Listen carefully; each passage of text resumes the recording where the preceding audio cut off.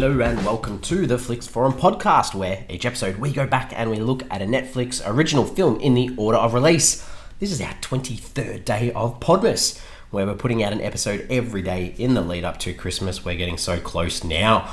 What have we got today? Today we have Netflix 291st film from 2020. It's the dark fantasy comedy, A Babysitter's Guide to Monster Hunting. This one's directed by Rachel Talalay and stars Tamara Smart, Oona Laurence, Ian Ho, Troy Leigh-Anne Johnson, Lynn Masako Cheng, Consiglio and Tom Felton. I'm Jesse, I'm your host. Thanks for kicking it on. Christmas is so close now. What are we going to talk about today? This film, if you haven't seen it, you're keen on checking it out, give us a pause and come back later on, because I am going to spoil A Babysitter's Guide to Monster Hunting throughout this discussion, especially through our Fast Flix, where we kick off the show with a quick little summary of what the film is all about. So this one is about a girl who was scared by monsters as a kid, and when babysitting later in life, revisits the idea and is swept away into an undercover monster hunting group. Ooh, bit of a mouthful.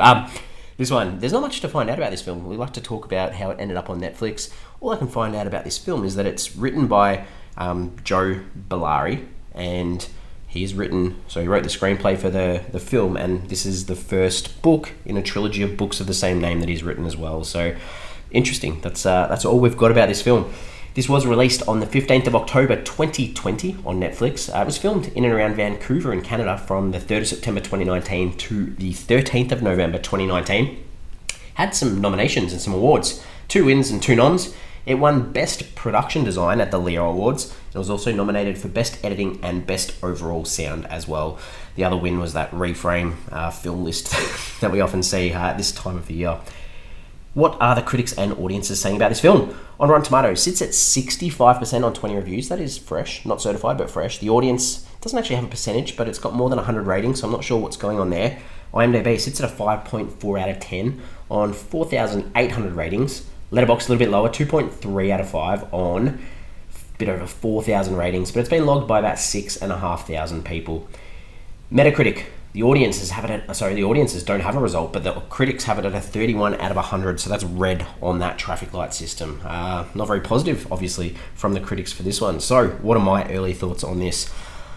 Well, before I do that, the translations around the world. Portuguese, this is called Monster Hunting Manual, and that's key to this film because it's all about this book, this guide that tells people how to hunt monsters, and in Polish it's called Monster Hunter's Guide. So, my early thoughts are, this is a cookie-cutter kids Halloween type film that doesn't have any scares. It stays bright, colourful most of the way throughout, even when it's supposed to be dark and scary. Maybe that's to appeal to a young audience, but even like the Goosebumps TV show from the 90s does a better job of chilling kids than this, so not a big fan of this one, unfortunately. Alright, characters. Let's talk about some characters. Kelly's our main girl. She's picked on it by her peers and kids at school that call her Monster Girl because of this story of, told kids when she was younger there was a monster in her room sort of thing. So kids pick on her for that. She also gets picked on for being a bit of a nerd. She loves her math. Anytime she needs to do some sort of math equation, there's like this, like Rain Man sort of visualized math thing on the screen. It's a bit like Einstein, I guess, the way that she solves problems. She gains confidence throughout the film, especially through her friendship with Liz, who we'll talk about in a second. She's got this crush on this boy called Victor.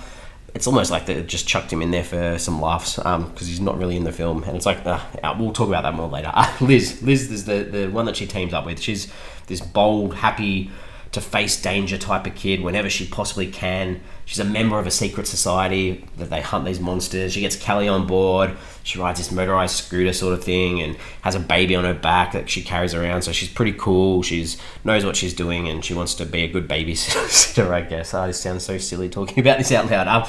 Grand Gilnol, he's the boogeyman. He's the guy that scares kids in their beds, and he's got this crew of creatures, and they're called toadies, and they do all his bad work for him. It's almost like a mix between an over-the-top villain that is also a bit campy, I guess. That's Tom Felton's character from Harry Potter, if you know Harry Potter, but weird villain. Jacob's this kid who gets kidnapped by the boogeyman. His mum is very over-the-top, makes him do things he doesn't want to do. She's referred to as the Ice Princess, his mother, so that's how hard she is. But she's doing it to protect him. And it's like, I've got to do, there's no tomorrow. If you don't do these rules, don't go to bed when I say don't eat ice cream, that sort of stuff, you're going to be in trouble. The issue with him, I guess, is that he doesn't sleep. because he's too scared to go to sleep because of the boogeyman. And that's where we're at. The other side characters, all the other members of this secret society, is like Curtis, this chubby kid that wants to impress Callie. We've got Berna, Cassie. They're all pretty boring. They're not even worth talking about. So let's jump into the director. This is probably the most interesting thing about this film is Rachel Talalay.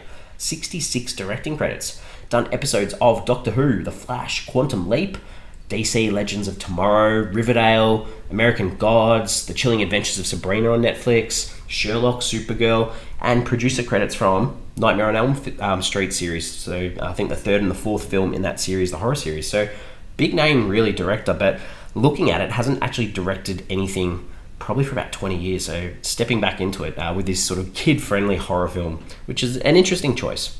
All right, what are some scenes that stood out in this one? I think there's this nightmare nursery where the grand Gilno guy, he's sort of set up for Jacob as like a bedroom to try and get him to sleep. That looked really cool. I like that.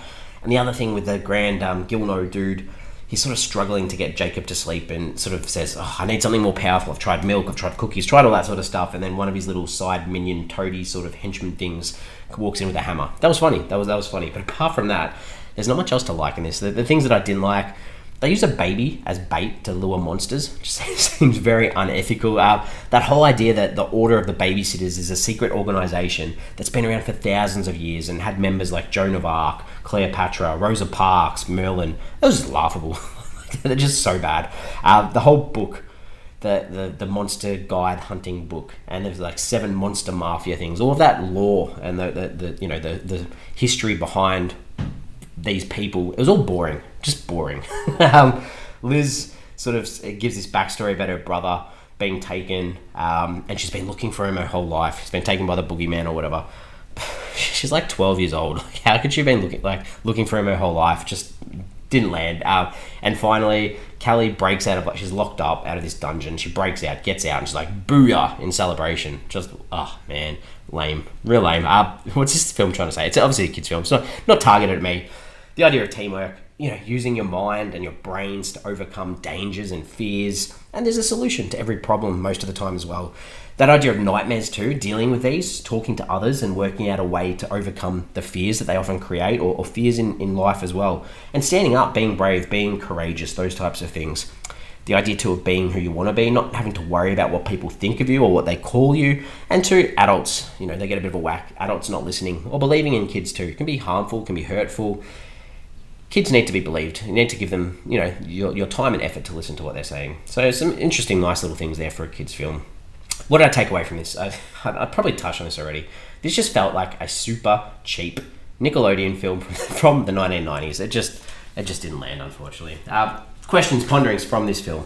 For me, like Liz's brother, the end of this film, this film was literally built, I reckon, set up to make sequels. That's literally what half this film is about. Liz's brother is still missing. We hear about him. We know that he's been kidnapped by the Grand Gilno dude's sister, who's called Serena the Spider Queen. We haven't met her. We've seen a photo of her or a picture of her in a book. That's it. Like, is he going to be okay? Is he going to team up with him? Is this covered in the second book? I haven't read the book series. I don't know.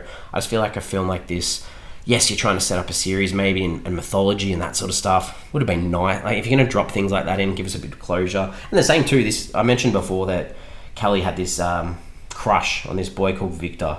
And the last scene is literally her on the phone to him. He's trying to take her out to the movies on a date. And she's like, I've still got to babysit, blah, blah, blah.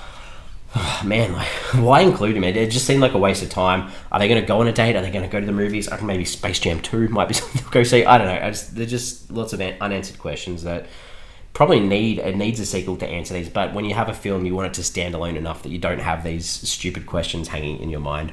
I'm ready to wrap this up. We give the film a rating out of 5. For me, I'm clearly not the target audience for this film. But these types of films can still be done to engage adults. Unfortunately, this one didn't. It didn't have any scares. It didn't have any real laughs. Like, get out your old VHS player and your VHS tapes from the 90s. Play your kids some episodes of Goosebumps or something like that because it'll be more engaging. Giving this a 2 out of 5. We're on socials. We have Instagram, we have Facebook, and we have X, formerly known as Twitter. As you can tell, it's getting super close to Christmas that time of year. I'm getting pretty tired, but I'm still going to put a post out for this episode on social.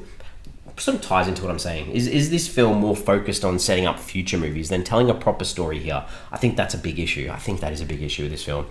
Other than that, we're back tomorrow. We're getting so close to Christmas. Tomorrow, we have the 2020 Indonesian teen romantic drama called Love Like the Falling Rain. Or in Indonesian, it's called Seperti Huang Yang Yatu Ki Bumi. It's directed by Lazia Feruza and stars Jeffrey Nicol, Aurora Rebro, and Axel Matthew Thomas. That's what we've got tomorrow. Hope you're keen to join in and check it out. Thanks for listening to this one if you have. Yes, we're getting so close to Christmas. I'm losing my mind doing this every single day. We're getting there. Thanks for listening. See you tomorrow.